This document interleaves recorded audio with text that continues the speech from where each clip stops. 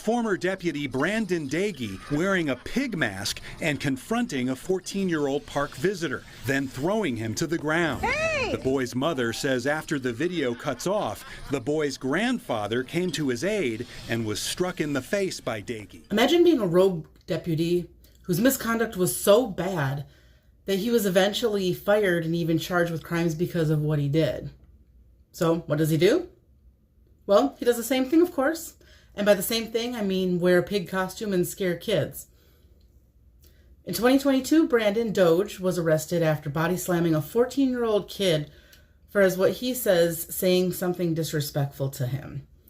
When the boy's grandfather saw what happened and tried to approach him, he was also punched repeatedly by Brandon. This incident could have been prevented if Seaworld did some proper background checks, because if you look into Brandon's background, you'll see a lot of red flags. So going back to June 28th of 2018, while he was on duty, he shot an unarmed woman who allegedly threatened him while he was helping her with her car. Right now, this Bexar County Sheriff's deputy is on leave tonight, accused of shooting a woman he claimed he was trying to help. News 4's Renee Santos joins us live now from Medina County with what she has learned for us since noon. Renee. Delane, I spoke with the Medina County Sheriff and he told me that a car was stopped in the middle of the fast lane on Highway 90. He says that deputy called 911 before pulling over to help. It was here just after 11:30 last night, where investigators say off-duty Bexar County Sheriff's deputy Brandon Doge saw a car stopped in the middle of Highway 90 near the Medina-Bexar County line. Medina County Sheriff Randy Brown says the deputy called 911, then pulled over, turned on his emergency lights, and got out of his car to help. The deputy's standing outside of his vehicle with the door open, and she is very agitated and started making threats and moving around and toward the deputy. Sheriff Brown says that's when the deputy ordered the woman to put her hands up. We're listening to the 911 call where he's giving her orders to show me your hands. She made a movement that he felt like she was reaching for a weapon, and that's when he discharged his firearm. Doge is accused of shooting the woman multiple times. She was taken to a nearby hospital before being airlifted to San Antonio. Right now, Doge is on administrative leave. He's been with the Bexar County Sheriff's Office for about 2.5 years. Sheriff Brown says both agencies are investigating. The evidence is going to show what happened. That's what we're doing now. I like to read the court paperwork because oftentimes the paperwork does not align with what they say on the news. And after reading the paperwork, I actually have a theory about what happened. Now, I feel like Brandon's one of those guys who really, really wants to be a cop. And he's the type of cop that's proven to be pretty violent and has a very short fuse. He also has red and blue lights on his personal vehicle, which is kind of weird. He seems to really enjoy that type of authority. But remember, he's not a cop. He's literally a jailer, and he's not able to do things like make traffic stops, which is what I feel like this essentially was. Now, the news makes it sound like he stopped to help a motorist, but when he stopped, he turned on his lights, and then he immediately told the lady to show her hands. And all the resistance and the rambling and stuff happened after that. So with her car being stranded there, he found an opportunity to act like a cop. So as a civilian, he essentially made a traffic stop and attempted to detain the woman before shooting her. I feel like in this situation, he should have been charged as a civilian, but instead he was protected and enabled. And because of that, he was able to commit more crimes. At least that's my opinion.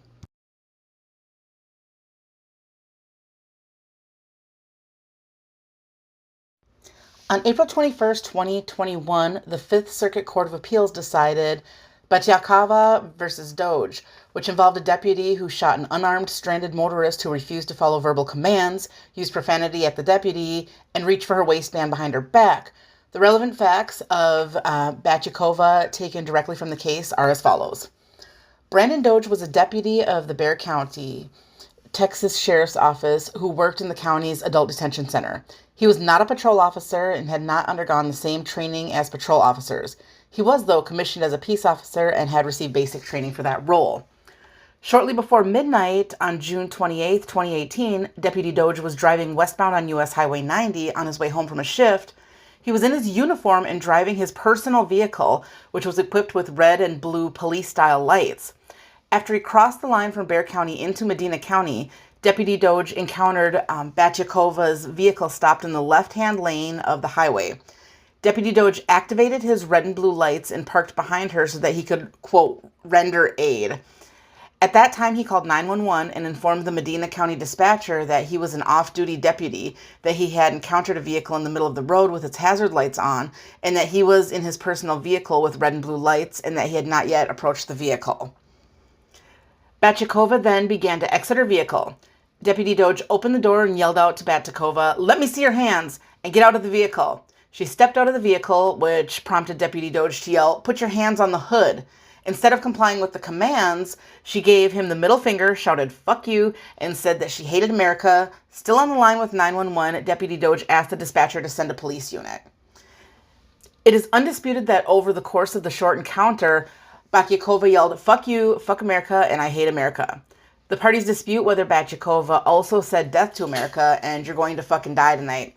Deputy Doge testified that Batchakova made those statements and that they contributed to his fearing for his life, but Batchakova denied doing so.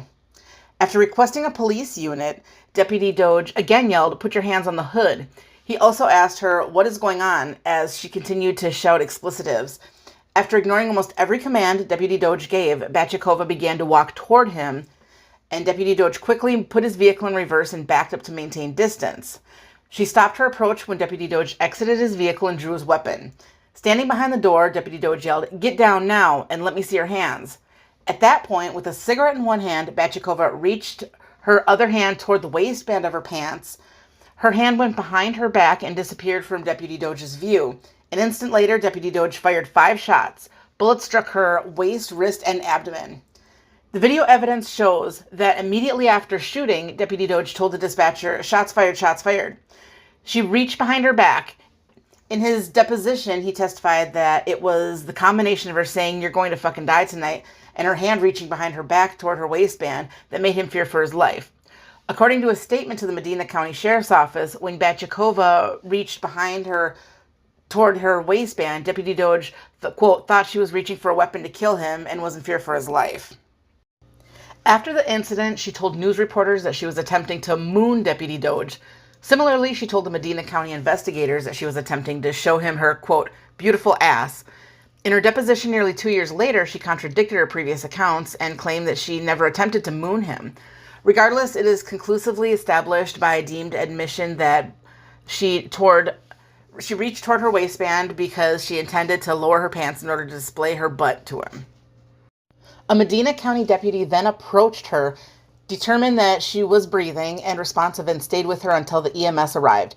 EMS arrived about 15 minutes after she was shot. She had several gunshot wounds, a fractured wrist, and an exposed bone. She had also lost approximately 1.5 milliliters of blood. She did survive.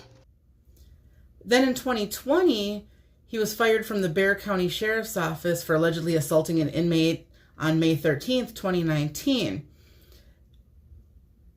He did this at the jail after turning off his body-worn camera and also the camera of another deputy, and at the same time he lied about it, saying that it was cracked. So in that incident, he was charged with tampering with evidence and official misconduct. He had to do 50 hours of community service, pay a $500 fine, and was given 2 years of probation, to which he was on at the time of the assault at Seaworld. And just last week, the 14-year-old boy and his family filed a federal lawsuit naming the former officer and Seaworld. I'll be sure to let you know what happens as it becomes available to me. But until then, thanks so much for watching, and always record the police. 2 police officers recaptured the pig. I'll tell you something. They don't tell you how to wrangle pigs as a police officer.